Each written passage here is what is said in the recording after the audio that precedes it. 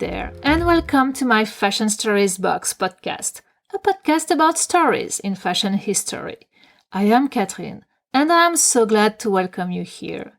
Let's discover together interesting facts about fashion and history, and fashion history. This year, I started to do researches around my local clothing heritage. I am from the Touraine region, located in the administrative center of France, 1 hour southwest from Paris by fast train. A region better known for its wine, castles, and the Loire River than for its fashion or strong traditional costume.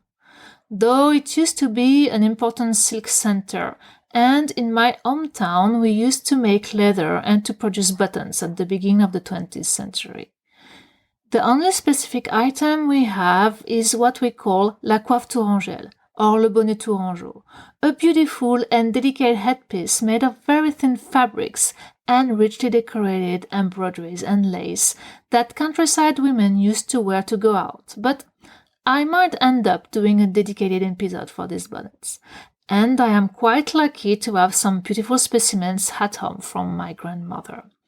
So, in the optic to reappropriate my own culture in a sense, I decided to have a closer look at this headpiece and at the know-how behind it. I knew about the special embroidery used, the Vouvray embroidery, also known as the white embroidery, and I decided to learn more about the techniques, to try at my level to preserve this know-how. And after some Google researches, I found the website of Soline Du Puy, registered for an intensive week of embroidery/lace, and arrived the first day with a small collection of bonnets. After discussing my project, I ended up starting learning lace, and I absolutely loved it. After 2 days, I got so passionate by the topic that I decided to learn more about the story of lace, and of course, to do a podcast episode. So in this episode, we will discover more about the origins of lace, the two beautiful legends surrounding the birth of lace. We will define what is lace, how it is made, the many techniques used, and the many names for laces. We will also read some abstract from the notebook of Anna, a young 14-year-old girl living in the French city of Méteren, and who was learning the beautiful art of lace in 1924. We will see the different usage lace had over time, why it was and still is a luxury fashion houses don't hesitate to incorporate in their creations. And I will, of course, tell you everything about my own experience of learning lace with Soline and the even bigger respect I grew for all the small hands of the fashion industry. Let's go!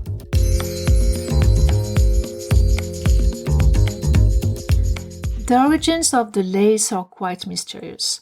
Some sources mention examples from ancient Egypt as seen sometimes in the decoration of sarcophagus or thanks to some fragments found in the archaeological digs.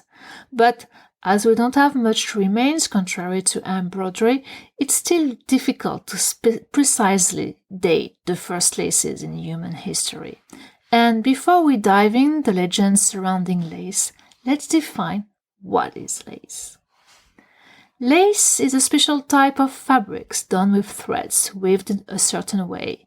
If we look at the definition young Anna gives us in her notebook from 1924, lace is, quote, a fabric with a transparent or open-work background entirely created by the work of the lace maker, either with a thread conducted by a needle or with several threads braided together by using bobbins, unquote. This definition helps us to understand that there are two types of lace, the needle lace, done with a needle, and the bobbin lace, done with bobbins. Anna's notebook goes on by making a difference between lace and embroidery and what is real lace against fake lace. So, according to it, embroidery is the decoration of a piece of fabrics, while lace is the piece of fabrics itself, as mentioned, entirely created by the lace maker. And, interestingly enough, real lace is the one produced by hand, while the lace produced by a machine in the 20s from the last century was considered as not real lace. My more modern lace workbook defines lace as an ornamental work done by hand or with a machine and using several threads, but without the foundation of a piece of fabrics. And it seems that lace would have been a variation of embroidery, and most precisely, the right embroidery would have given birth to the lace during the 15th century, when the fashion of that time required to have thinner and more transparent embroideries. This is basically how the needle lace would have appeared. The bobbin lace could be traced back to the antiquity and would also have developed during the 15th/16th centuries. However, at the beginning, bobbin lace was more linked with trimmings and stayed as the privilege of trimmers before integrating the lace makers' ones. Anna's notebook mentions only two ways of making lace, the needle one and the bobbins one. However, even if these are the most important and well-known ways, I found out other ways of making lace, depending on the techniques used to create it. On the top of the two previously mentioned, you can add the embroidered lace, the embroideries which gave birth to the lace, and using a piece of fabrics as support, with the example of the broderie anglaise or the English embroidery. You have also the bobbin lace, but with continuous threads, the bobbin lace with cut threads, the mixed laces, the machine laces, with maybe the best example of the lace of Calais, and other types. And I don't talk about the multitude of stitches with romantic names as the stitch of Alençon, the stitch of Argentan, the stitch of France, the stitch of Bayeux, the stitch of Chantilly, not the same as the cream Chantilly, but from the same city, the stitch Du Puy, and so on. Lots of French names, you would say. Does it mean that lace is of French origins?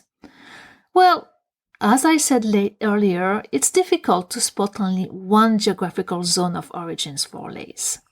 What we know is that the lace industry started to develop during the Renaissance, and here, before France, two regions had the monopoly, Italy and Flanders. And the two legends I'm going to tell you now linked with the birth of lace are somehow linked with these regions.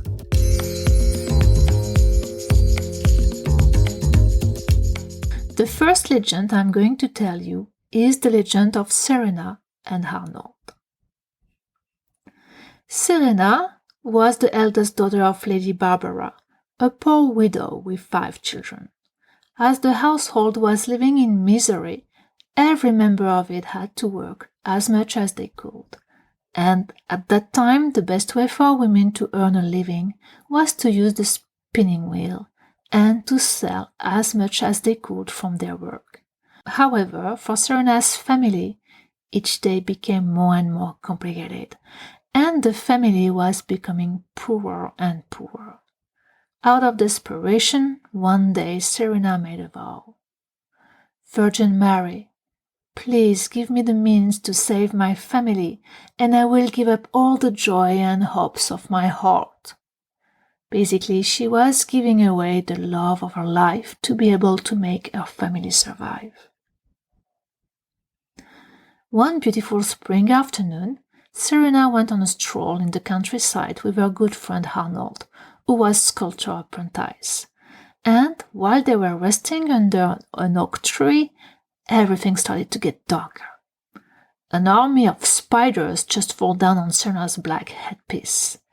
And from the movements of these spiders, a web started to appear, representing gracious and delicate forms as flowers and birds. Then, as fast as they appeared, the spiders disappeared, leaving our Serena puzzled. If a simple spider can create such charming design with only the thread from the Virgin Mary, why couldn't I do better with my own thin thread? Arnold tied the web created by the spiders to tree branches, and back home Serena started to work. In the morning, after a white night trying to copy the spiders, Serena felt desperate. All her threads got mixed together. Arnold, in order to prevent the threads to tangle, tied them to a small piece of wood. The bobbin for lace just got invented. Thanks to this invention, after a few days, Serena was able to create the first laces. Arnold was drawing the motifs and Serena was following them with her threads. The laces were showcased, and rich merchants came to admire them.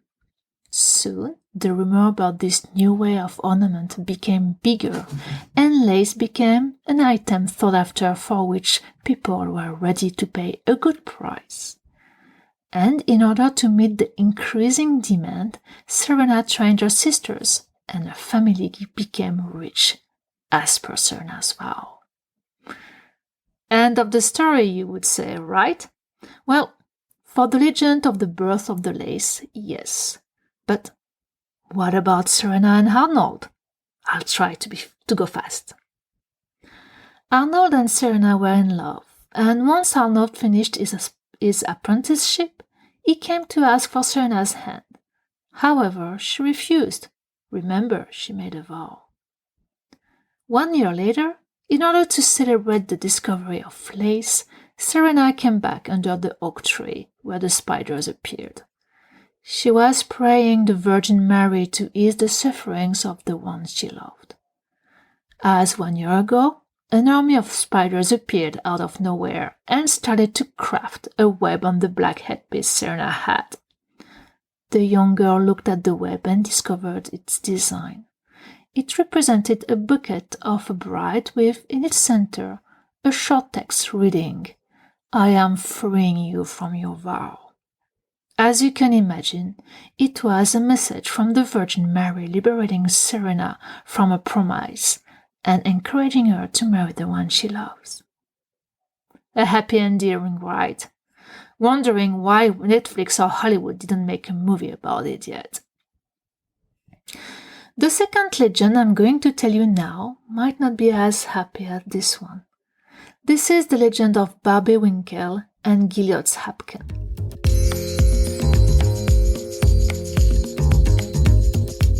Is it true that the Saint Ursula is lost with all hands?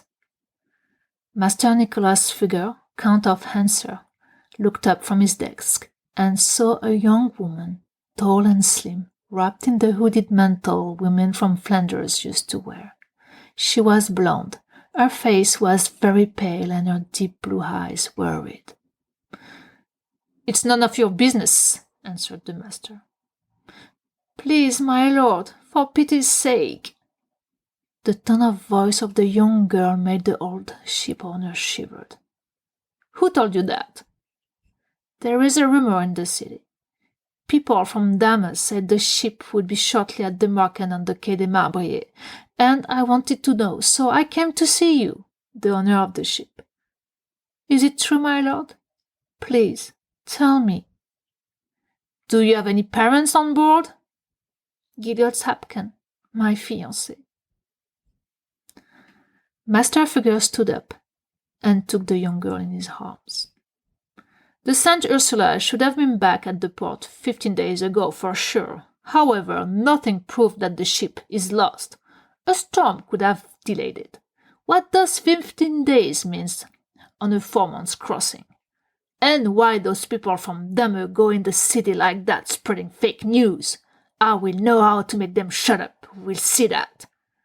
Meanwhile, as I have faith, nobody has the right to lose hope." The young girl seemed revigorated by the words of Master Fugger, who, eager to end the meeting, went back to his desk, took some pieces of money, and handed them to her. However, she refused them, saying she didn't need anything, only news when he will receive some. Then, after having given him her name, Barbie Winkle, and her address, she put her hoodie back on her head, bowed, and left. The two of them were orphans, and since their childhood, Barbie Winkle and Gilliot's Hapkin were in love. They were their only family. In the city of Bruges, where wealth come from all over the world piled up, those who weren't merchants were sailors.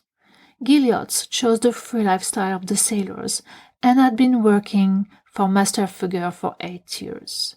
Last year, as he was coming back from a long trip, Master Fugger entrusted him with the command of the Saint Ursula, his most beautiful galliot, to exchange Flemish products against spices from Egypt, golden clothes from Syria, and so on.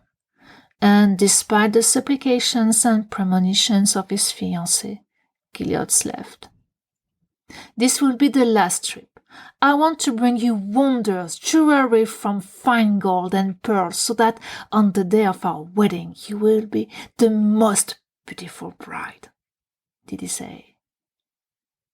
And indeed, it would be the last trip, the one from which one doesn't come back.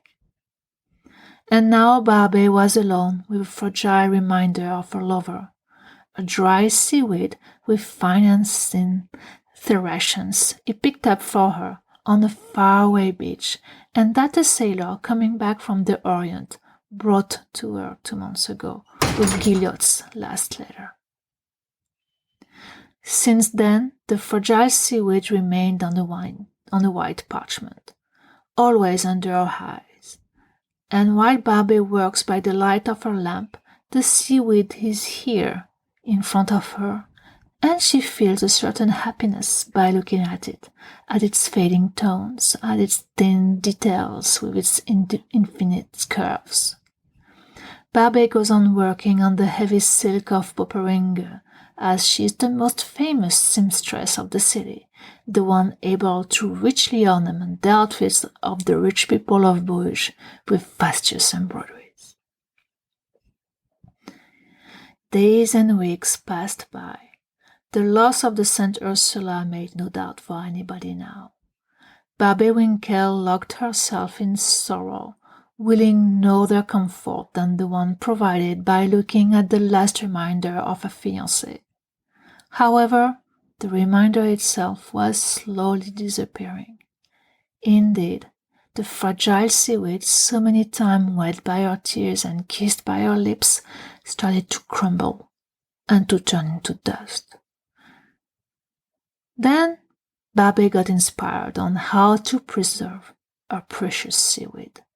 She imagined first to tie its small branches to a piece of fabric with a thread. Then it came to her mind that she could copy its light and flexible forms to the embroideries she was ornamenting the tops of the wealthy people of Bruges with.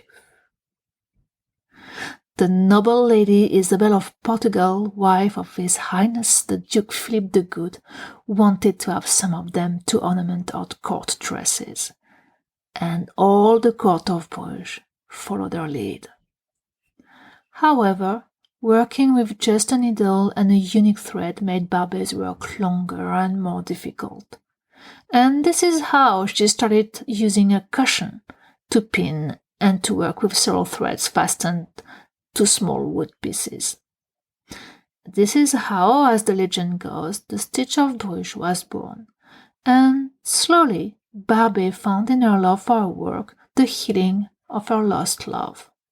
This is the story of how a divine heart was born from human pain and how the heart of Barbey Winkel invented the lace.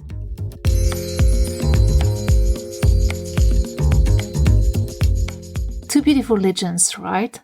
Both born out of love, one inspired by the spiders, the other by seaweed.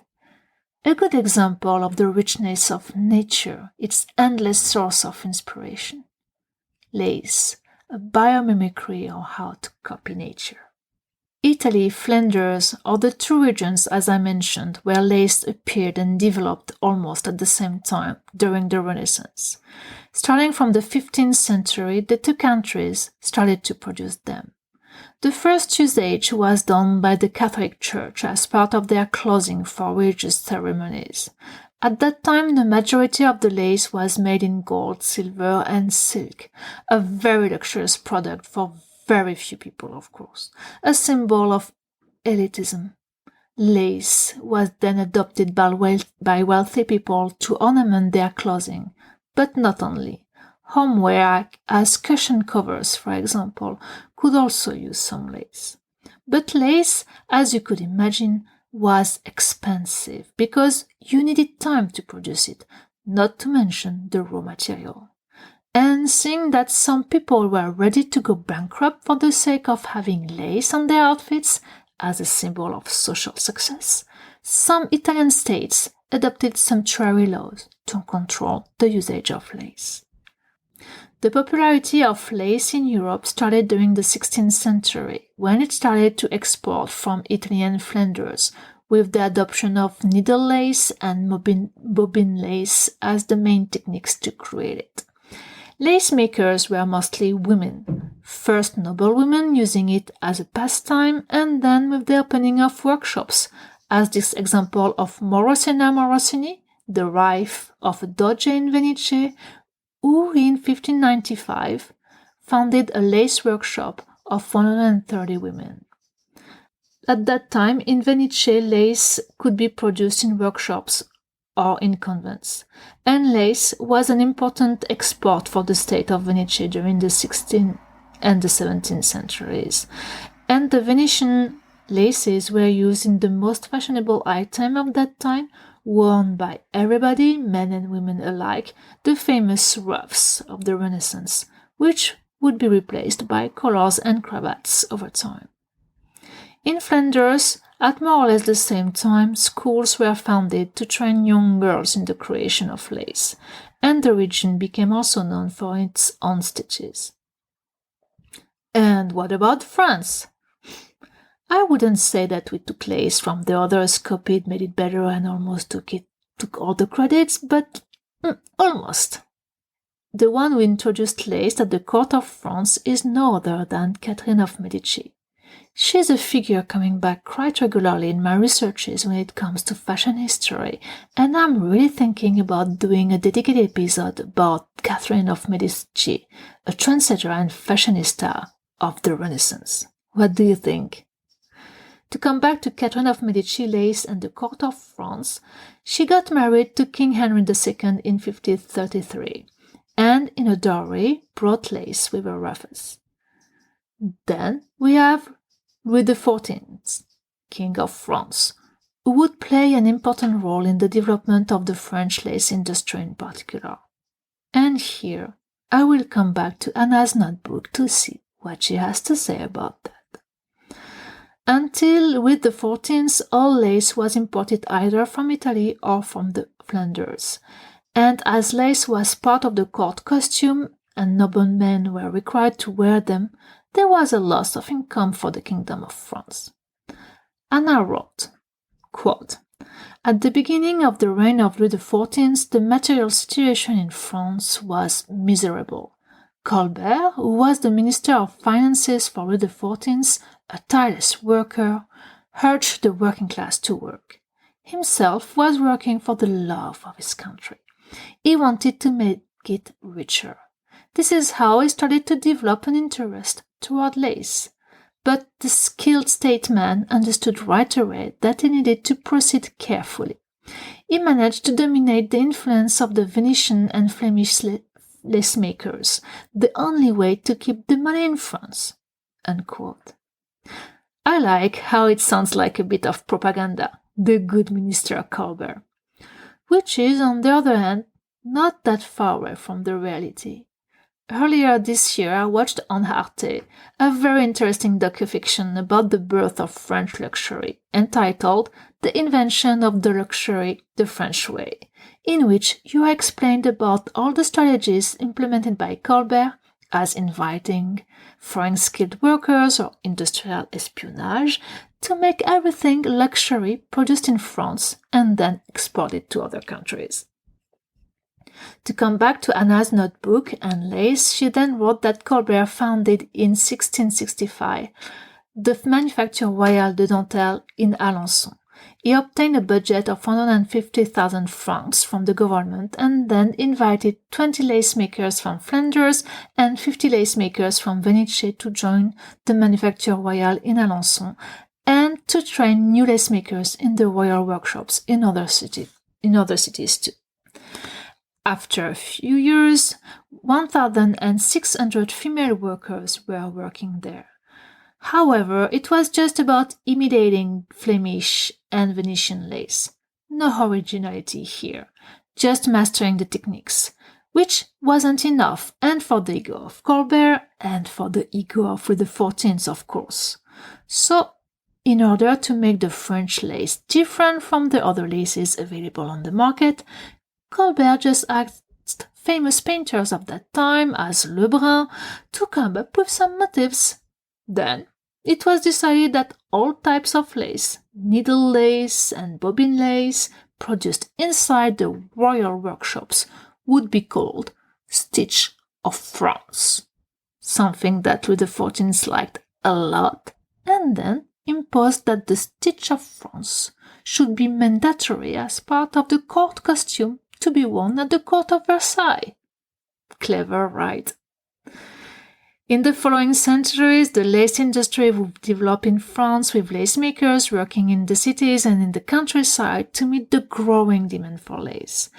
Lace wasn't only used for clothing but also for bed accessories. As per Anna's notebook, in 1738, the lace supplies for the bed of the Queen of France, no, it's not Marie Antoinette yet, she was just born few years later in 1755, in case you were asking, reached 30,000 livres, big money of that time. You even add seasonality in terms of lace. Just look at the refinement of that. In 1739, were considered as winter lace the stitch of Alençon and the stitch of Argenton, and were considered as summer lace other stitches as the Valenciennes stitch and the Malines stitch, for example. In the Rococo fashion, lace was an unavoidable ornament of clothing, both for men and women. You may now understand better why people didn't have much pieces in their wardrobes and why fashion didn't change as fast as it is nowadays. You needed lots of time to create all the lace, even though I'm sure lace makers were faster than me. And then the French Revolution happened. The lace lost its lust, too much linked with the old regime and the elitism of classes, so against the equalitarian principles of the revolution. Then, after some years, it came back, worn by everybody, mostly women, as menswear radically simplified after the French Revolution, no matter the social class. Then Napoleon arrived, and with an ego at least as big as the ego of Louis XIV, decided to make lace great again, first in order to give work to the working class, and second in order to re-establish luxury at the court and the aura of the monarchy. As Louis XIV, he also imposed lace as part of the court costume. Then, during the 19th century, as you know, technical progresses were made. This was the century of the Industrial Revolution. Lace didn't escape this. Machines were introduced to produce lace, and the introduction of lace machine in France came from England. It led to the economic boom of the city of Calais and its famous lace, the lace of Calais. Starting from that moment, for economic reasons, lace was mostly machine-made. It was faster and cheaper. Lace stopped being a luxury product as it used to be in the past. Less rare, more affordable. Even in the headpieces I have and that I brought to my lace class, the lace in them were machine-made, according to some specialists who were there. And these headpieces were made maybe around the end of the 19th century. Italy, France, Flanders are not the only places where lace developed. At some point, every country developed its own stitch, its own particular lace, its own particular techniques, though the techniques by themselves remained similar. Spain has its own lace used in the mantilla, for example, England, Germany, Ireland, not to forget the beautiful Vologda lace from Russia. and the lace of Croatia, which is part of the intangible cultural heritage of humanity by UNESCO. However, it's true that they are all coming either from Venice or from Flanders at first.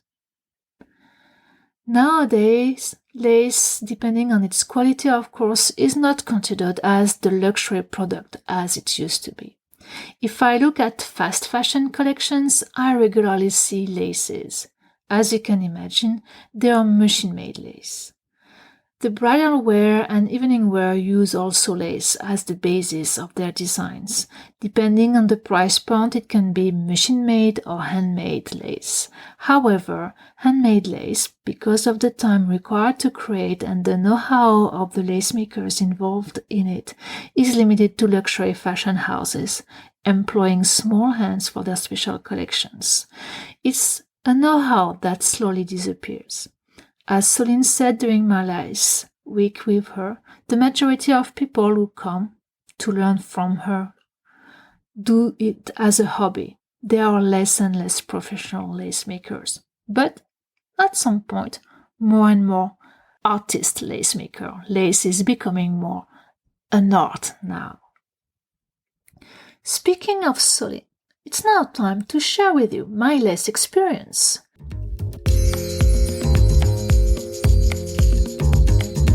Soline studied the history of arts at the Sorbonne University in Paris, then pattern making, historical costumes, and embroidery, not to forget bobbin lace, to which she fell in love when she was a kid. The fun history is that her great-grandmother was a lace maker.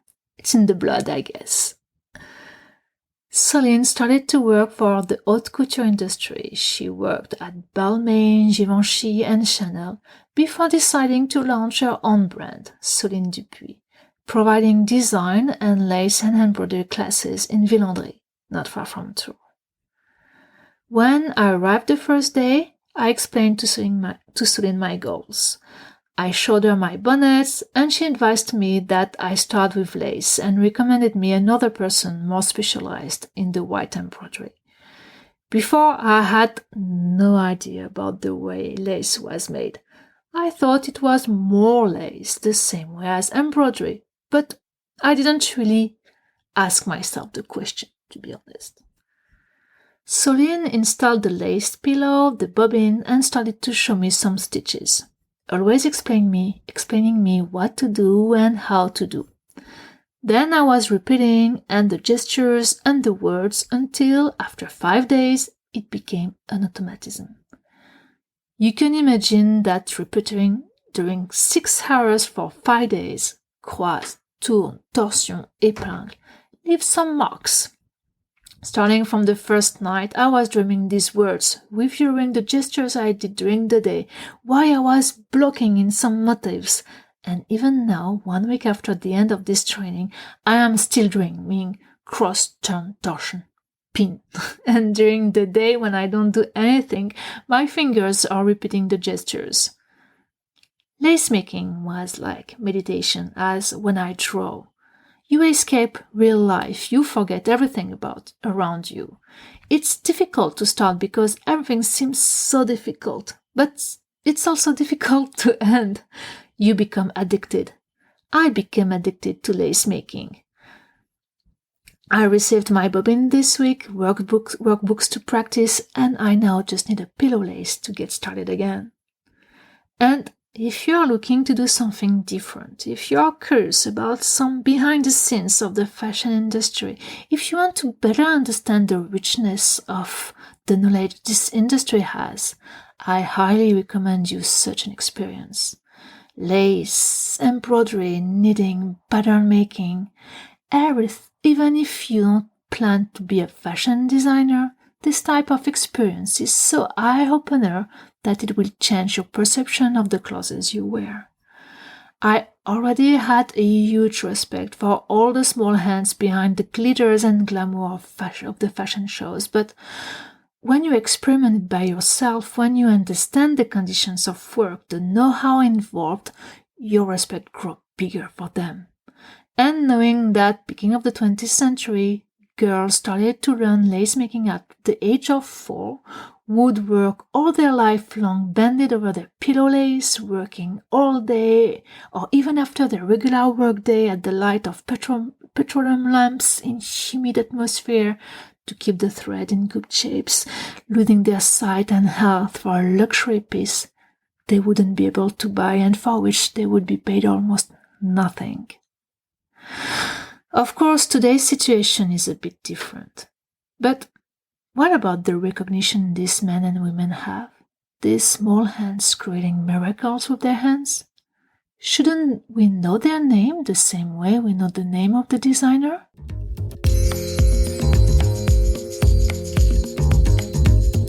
Thank you for listening. I hope you enjoyed this episode of my Fashion Stories Box podcast dedicated to the story of lace. I hope it raised your interest and curiosity toward this ornament. Feel free to subscribe to the podcast wherever you listen your podcast, to connect with me on Instagram and Facebook, and to have a look at my blog to complete the podcasts with some visuals. And if you like my podcast, feel free to leave a comment or a review. I would really appreciate it. I am Catherine, and this is my Fashion Stories Box podcast, a podcast about stories in fashion history. See you next time for a new Fashion Story Box.